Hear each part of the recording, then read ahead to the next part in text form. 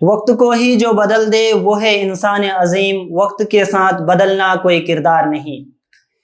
इतिहास में समय समय पर एक ऐसा शख्स पैदा होता है जो अपनी वजूद से वक्त को बदल देता है, जो मजलूमों की आवाज़ बनता है, जो इंसानियत की लड़ाई लड़ता है, जो अपने दर्द को दूसरों के मरहम में बदल देता है। ऐसा ही एक नाम है नेल्सन मंडेला, जिसने नफरत की ज़मीन पर मोहब्बत की फसल उगाई, जिसने नस्लीय भेदभाव और जातिवाद के खिलाफ Martin Luther king junior, doctor BR Ambedkar और महात्मा गांधी के बाद सबसे लंबी लड़ाई लड़ी। और आज उस आदमी की याद में पूरी दुनिया 18 जुलाई को इंटरनेशनल नेल्सन मंडेला डे मनाती है। तो कौन थे नेल्सन मंडेला, जिसने दक्षिण अफ्रीका की सियासत और समाज को हमेशा के लिए बदल कर रख दिया? आइए जानते हैं आज के इस वीडियो में उनकी जिंदगी की पूरी कहानी। मैं हूं शोएब मलिक आज़ाद और आप देख रहे हैं इंसाफ टाइम्स। नेल्सन मंडेला का जन्म 18 जुलाई 1918 को दक्षिण अफ्रीका के मवेज़ो गांव में एक जनजातीय सरदार के घर हुआ था। मंडेला को उनके जन्म के वक्त रूलिह लाला नाम दिया गया, जिसका अर्थ था उपद्रवी या विद्रोही। और शायद वक्त ने भी तय कर लिया था कि ये बच्चा एक दिन सदी का सबसे बड़ा बदलाव लेकर आएगा। उनका असली नाम तो रूलिह लाला था, लेकिन उन्हें प्यार से मदीबा भी कहा जाता था। जब उन्होंने एक मिशनरी स्कूल में दाखिला लिया तो एक ब्रिटिश टीचर ने उन्हें नेल्सन नाम दिया। यही नाम आगे चलकर पूरी दुनिया में बराबरी, आज़ादी और इंसानियत का प्रतीक बना। वो न सिर्फ दक्षिण अफ्रीका के पहले ब्लैक राष्ट्रपति बने, बल्कि वो लोकतांत्रिक रूप से चुने गए पहले दक्षिण अफ्रीकी राष्ट्रपति थे। वो रंगभेद के खिलाफ वैश्विक संघर्ष की सबसे मजबूत आवाज भी रहे।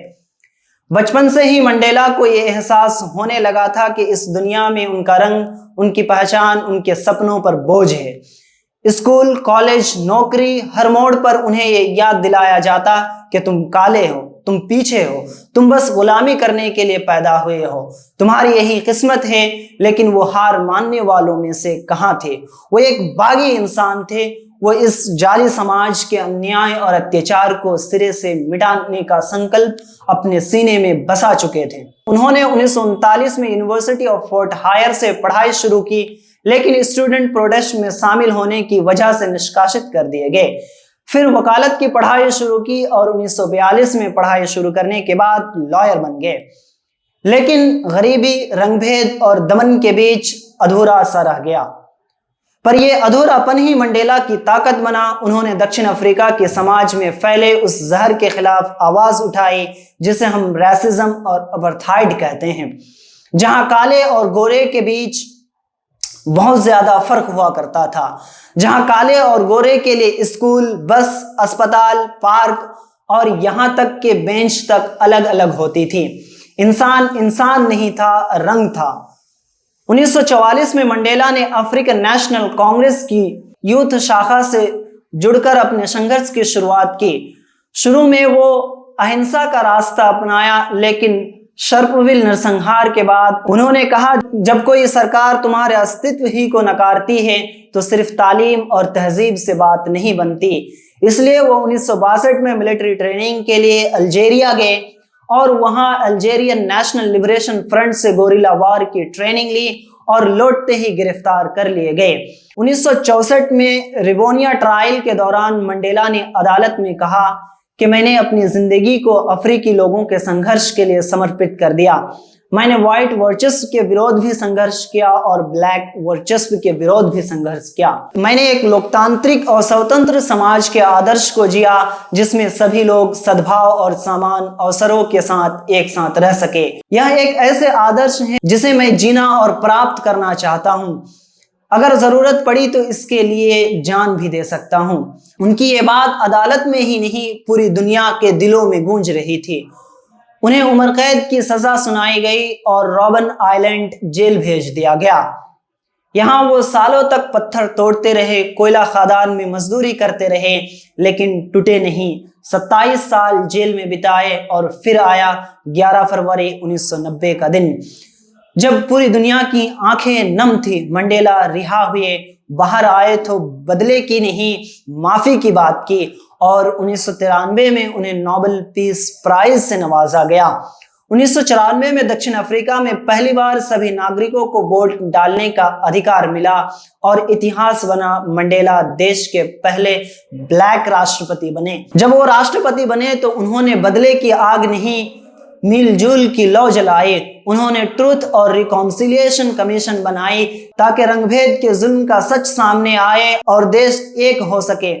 मंडेला ने कहा, हम माफ कर सकते हैं लेकिन अतीत के इनजस्टिस और ऑपरेशन को भूल नहीं सकते। आज जब हम मंडेला डे मनाते हैं तो हमें याद दिलाया जाता है कि यह दिन केवल श्रद्धांजलि का नहीं, एक संकल्प का दिन है।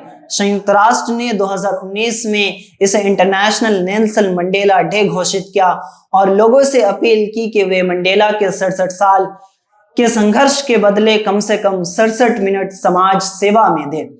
मंडेला ने एक बार कहा था, कोई भी कुल्हाड़ी इतनी तेज नहीं होती कि वो संकल्प को काट सके। उन्होंने हमें सिखाया कि साहस डर का होना नहीं बल्कि डर पर जीत को साहस कहते हैं। 5 दिसंबर 2013 नेल्सन मंडेला ने इस दुनिया को अलविदा कहा। उस दिन सिर्फ दक्षिण अफ्रीका नहीं बल्कि पूरी इंसानियत रोई। उन्हें भारत ने अपने सर्वोच्च नागरिक पुरस्कार भारत रत्न दिया, पाकिस्तान ने निशाने इम्तियाज से नवाजा और अमेरिका ने उन्हें अपनी आतंकवादी लिस्ट से हटाकर उनसे माफी मांगी। नस्लीय भेदभाव के खिलाफ उनकी लड़ाई और दक्षिण अफ्रीका में लोकतंत्र स्थापित करने के लिए उन्हें नोबेल पीस प्राइज से सम्मानित किया गया। नेल्सन मंडेला एक इंसान थे लेकिन उनके आदर्श एक आंदोलन है। अगर गांधी, भगत सिंह, अंबेडकर हमारे अपने हैं तो मंडेला उतने ही अपने हैं। इन महापुरुष ने समाज में बराबरी, इंसानियत और न्याय के लिए पूरी जिंदगी लड़ाई लड़ी। इस वीडियो को यहीं खत्म करते हैं। अगर आपको ये वीडियो इंफॉर्मेटिव लगे तो इसे लाइक, शेयर और चैनल को सब्सक्राइब करना ना भूलें। देखते रहिए इंसाफ टाइम। शुक्रिया।